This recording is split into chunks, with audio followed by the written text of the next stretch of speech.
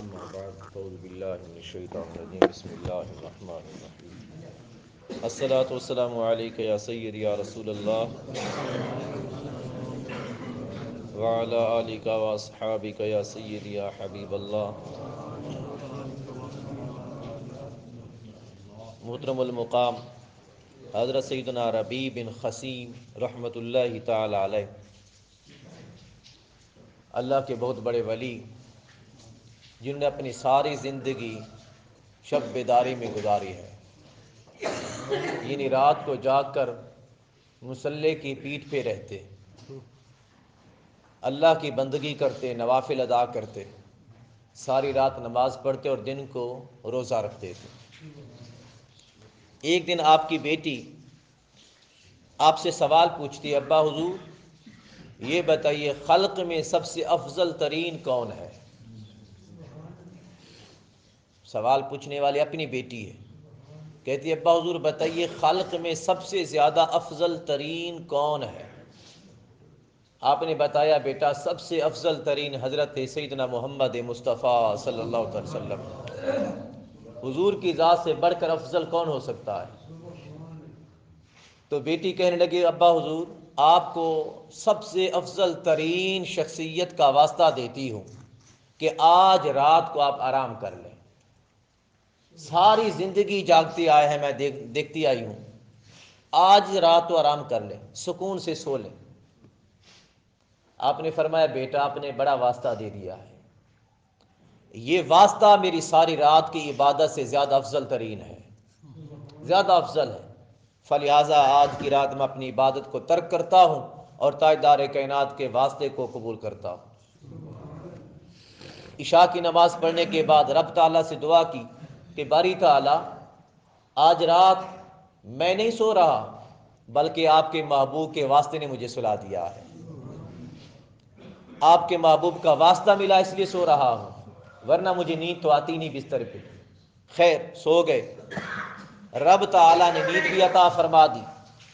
جب سو گئے تو خواب میں دیکھتے ہیں رب تعالیٰ نے خواب دکھایا، کوئی میمونہ نامی عورت ہے جس کا نام میمونہ ہے اور بصرہ کی رہنے والی ہے، دکھایا اور بتایا جا رہا ہے اے ربی یہ خاتون جنت کے اندر آپ کی زوجہ ہوگی، اس کے ساتھ آپ کا نکاح ہوگا، یہ آپ کی رفیقہ ہوگی جنت میں۔ آپ جب صبح اٹھے سوچنے لگے کہ وہ عورت کیسی عورت ہوگی اور کتنی بڑی اللہ کو محبوب ہوگی جس کو رب تعالیٰ نے جنت میں میرا رفیق ٹھہرایا ہے، میرا ساتھی بنایا ہے۔ اب بصرہ میں اس کی تلاش میں نکل پڑے۔ جب بصرہ میں پہنچے پوچھتے پوچھتے جب بصرہ والوں کو پتہ چلا کہ حضرت ربیع بن خثیم تشریف لا رہے ہیں تو بصرہ والوں نے بڑے شان و شوکت کے ساتھ استقبال کیا، بڑی شان و شوکت کے ساتھ۔ جب آپ وہاں پہنچتے ہیں تو ان کے بڑے شان و شوکت کو دیکھ کر آپ پر کوئی حیرانگی طاری نہیں ہوتی، بلکہ آپ پوچھتے ہیں مجھے بتاؤ بصرہ والو آپ کے شہر میں آپ کے علاقے میں کوئی میمونہ نامی خاتون بھی رہتی ہے؟ انہوں نے کہا ہاں حضور وہ رہتی تو ہے لیکن وہ تو دیوانی ہے، مجنون ہے، وہ تو پاگل ہے، وہ تو بکریاں چراتی رہتی ہے جنگلوں میں، آپ اس کا پتہ کیوں پوچھتے ہیں؟ آپ نے فرمایا مجھے بتائیے وہ اس کا کسی نے کوئی کلام بھی سنا ہے؟ لوگ نے کہا ہاں اس کا کلام ہم نے سنا ہے، بس وہ ایک شعر پڑھتی رہتی ہے اور ہم نے اس سے کچھ نہیں سنا، صرف ایک شعر پڑھتی ہے عربی میں۔ آپ نے فرمایا کسی کو اس کا شعر آتا بھی ہے؟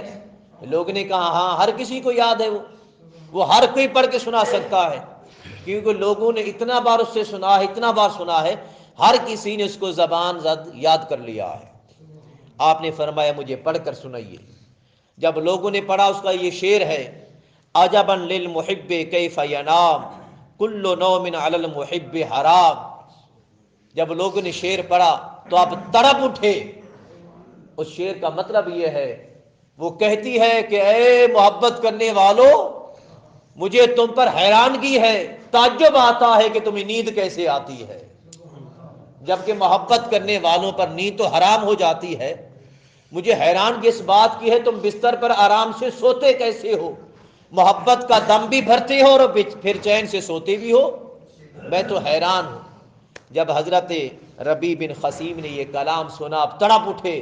آپ نے فرمایا لوگو، جسے تم پاگل اور دیوانی کہتے ہو، رب تعالیٰ نے اسے اپنے عشق کا جام پلا رکھا ہے، اس کو اپنی محبت کا جام پلا رکھا ہے. آپ نے فرمایا مجھے بتاؤ وہ کہاں ملے گی؟ لوگوں نے اشارہ کیا کہ فلاں جنگل میں ملے گی. جب آپ اس کے پتے پر جنگل میں پہنچے تو کیا دیکھتے ہیں کہ جھونپڑی کے اندر وہ کھڑے نماز پڑھ رہی ہے، نماز پڑھ رہی ہے. اور ادھر پلٹ کر دیکھا، کیا دیکھتے ہیں کہ بکریاں چر رہی ہیں اور بھیڑیے نگرانی کر رہے ہیں. حیرانگی کی بات ہے، بکریاں چر رہی ہیں اور بھیڑیے نہر حفاظت کر رہے ہیں. آپ حیران ہو گئے کہ بھیڑی ہو کر بکریوں کی حفاظت. حیرانگی بڑھ گئی. جب آپ جھونپڑی کے قریب ہوئے، جس جھونپڑی میں حضرت میمونہ نامی خاتون نماز پڑھ رہی تھی، دیکھا کہ نماز پڑھی. آپ انتظار میں کھڑے ہو گئے. جب کھڑے ہو گئے انہوں نے سلام پھیرا، نماز مکمل کی. نماز کے بعد حضرت خصیم نے، ربیع بن خصیم نے سلام کیا، کہا السلام علیک یا میمونہ، اے میمونہ تجھے میرا سلام ہو. اس نے اندر ہی بیٹھے جواب دیا وعلیک السلام یا ربیع، اے ربیع تجھے بھی میمونہ کا سلام ہو. حضرت ربیع کی حیرانگی پہلے سے مزید بڑھ گئی. کہنے لگے کہ پہلی مرتبہ تو اس سے ملاقات ہو رہی ہے اور آپ میرا نام تک بھی جانتی ہیں، بتائیے آپ کو کیسے معلوم ہے کہ میں ربیع ہوں؟ آپ نے فرمایا اے ربیع بن خصیم، جس ذات نے تجھے رات میرا خواب دکھایا اسی ذات نے مجھے تیرا نام بھی بتایا ہے، اسی ذات نے مجھے بتایا کہ تو ربیع ہے اور تو میری ملاقات کو آنے والا ہے. حضرت ربیع بن خصیم کہنے لگے تو پھر تو آپ سب کچھ جانتی ہوں گی. آپ نے فرمایا ہاں ہاں میں سب کچھ جانتی ہوں، وہیں پہ ٹھہر جا، جہاں پہ کھڑا ہے وہیں پہ ٹھہر جا، میں سب کچھ جانتی ہوں. تیری میری ملاقات کا جگہ، ملاقات کی جگہ کا وعدہ یہاں نہیں جنت میں ہے. ہم جنت میں ملنے والے ہیں، یہاں پہ ملنے والے نہیں ہیں، وہیں پہ ٹھہر جاؤ. اور پھر کہنے لگی آپ ایسا کریں اللہ کا کلام مجھے سنائیں، اللہ کا، وہیں پہ بیٹھ کر اللہ کا کلام سنائیں. حضرت ربیع بن خصیم سورہ مزمل کی تلاوت کرتے ہیں. 12-13 آیتوں کی تلاوت کی. جب 12-13 آیتوں کی تلاوت کر چکے تو حضرت میمونہ تڑپ اٹھی، وہیں پر بے ہوش ہو گئی. بے ہوش ہونے کے بعد جب ہوش میں آئی، ایک چیخ نکلی زبان سے. جب چیخ نکلی تو پتہ چلا کہ آپ کی روح قفس انصری سے پرواز کر چکی ہے، روح قفس انصری سے پرواز کر چکی ہے. اتنے میں خواتین کا ٹولہ آ گیا، بصرہ کے شہر سے خواتین کا ٹولہ آ گیا. حضرت ربیع فرمانے لگے آپ کیسے ہیں یہاں؟ آپ کو کس نے بتایا کہ یہ فوت ہو گئی؟ وہ خواتین کہنے لگی ہم اس کی دعا سنا کرتی تھی، اس میمونہ کی دعا سنتی تھی، یہ ہر وقت دعا مانگتی تھی کہ باری تعالیٰ تو مجھے جب بھی موت عطا کرے حضرت ربیع کے سامنے عطا کرنا، حضرت ربیع کے سامنے عطا کرنا. آج آپ اس شہر میں آئے اور اس کے پتے پہ آئے، ہمیں یقین ہو گیا ہے، لگتا ہے میمونہ کا وقت آ گیا ہے، اس لیے ہم آپ کے پیچھے پیچھے چلتے آ رہی تھی اور اب یہ جہان فانی سے رخصت ہو گئی ہے. حضرت میمونہ کو اٹھایا ان خواتین نے، گھر لے گئیں اور حضرت ربیع رضی اللہ تعالیٰ عنہ اپنے گھر تشریف لائے. سو محترم المقام، یہ اللہ والوں کی کہانیاں ہیں. ہم نے وہ حدیث پاک پڑھی تھی نا کل ہفتے کے دن کہ رب تعالیٰ جب کسی سے محبت فرماتا ہے تو سب سے پہلے خود، پھر جبریل امین، پھر اہل آسمان میں، پھر اہل جنت میں محبت ڈالتا ہے اور پھر زمین پہ اس کی محبت ڈال دیتا ہے، اور وہ بھی پانیوں میں. پھر جو بھی پانی پیتا ہے اللہ کی مخلوق میں سے ہر کوئی اس سے محبت کرنے لگتا ہے. اب دیکھیے یہ بھیڑیے، یہ نہر اس کی بکریوں کی رکھوالی کر رہے تھے. اب نہروں سے پوچھا جائے، ان درندوں سے پوچھا جائے کہ بتاؤ تم میں اور بکریوں میں صلح نامہ کس نے کرایا ہے، تو بزبان حال جواب یہی آتا ہے جس کے دل میں میمونہ کی محبت تھی، میمونہ کے دل میں جس کی محبت تھی اسی خالق نے ہمارے دل میں اس کی محبت ڈال رکھی تھی، اس لیے کہ ہمیں ہمارے درمیان اور بکریوں کے درمیان صلح نامہ ہو گیا تھا. تو محترم المقام، ہم اللہ کی محبت اپنے دل میں رکھیں تو رب تعالی ساری خلق میں ہماری محبت ڈال دے گا، ہماری محبت ڈال دے گا.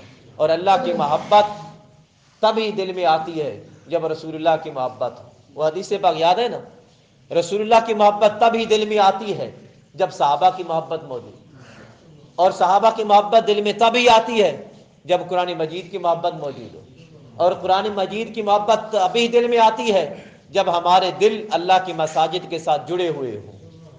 جب مساجد کے ساتھ ہمارے دل جڑیں گے تو رب تعالیٰ کی محبت بھی آ جائے گی اور رب تعالیٰ کے محبوب کی محبت بھی آ جائے گی. سو دعا ہے کہ رب تعالیٰ عمل کی توفیق عطا فرمائے. وما علیک الا البلاغ.